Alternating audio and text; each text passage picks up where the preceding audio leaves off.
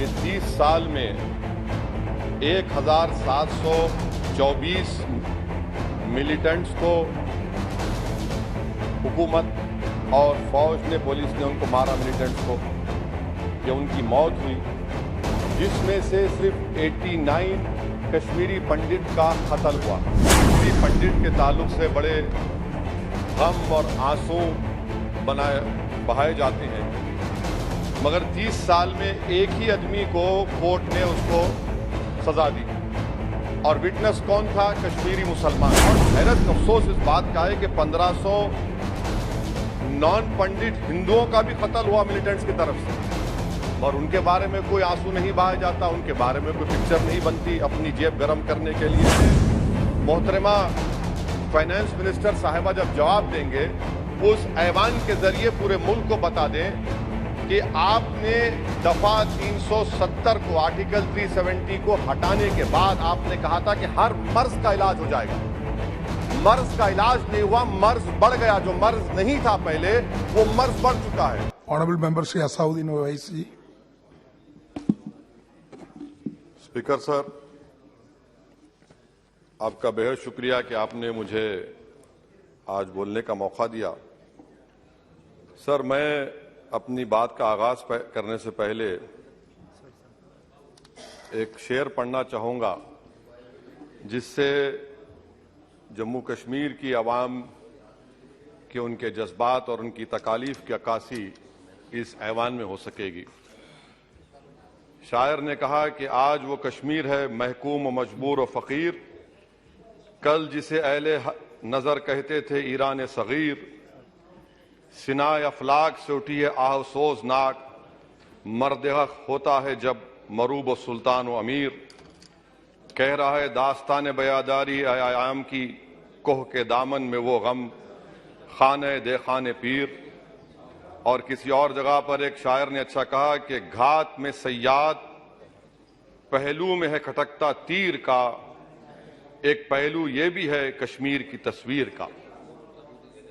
Sir, मैं यहां पर ये बात साफ और वाज़ेह तौर पर कहना चाहूंगा कि एक आरटीआई के एप्लीकेशन में यह कहा गया जवाब में कि 30 साल में 1724 मिलिटेंट्स को हुकूमत और फौज ने, पुलिस ने उनको मारा, मिलिटेंट्स को, यह उनकी मौत हुई, जिसमें से सिर्फ 89 कश्मीरी पंडित का कत्ल हुआ।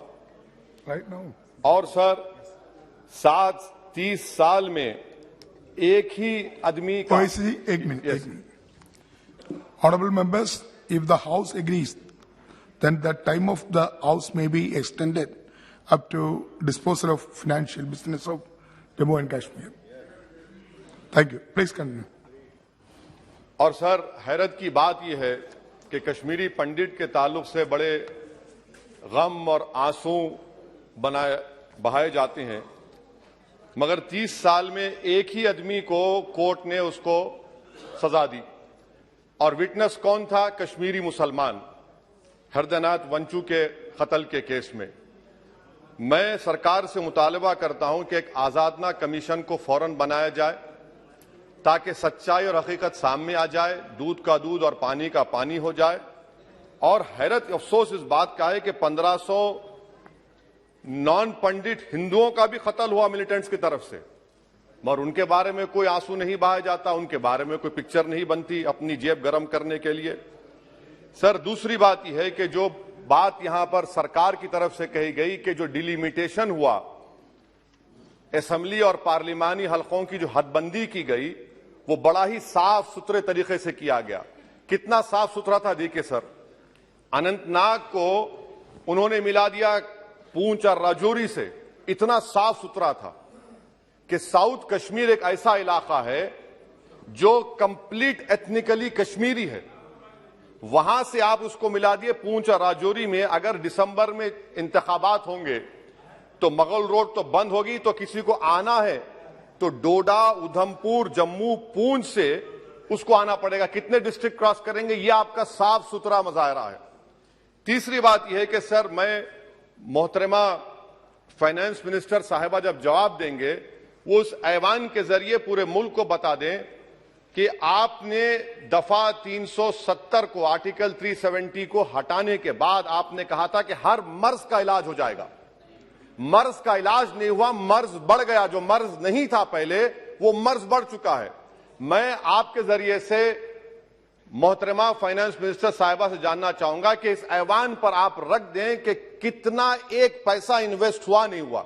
एमओयू की बात मत करिए, कागजात तो बहुत निकलेंगे, मगर एमओयू नहीं बल्कि एक पैसा कितना आपने इन्वेस्ट कश्मीर में करवाया।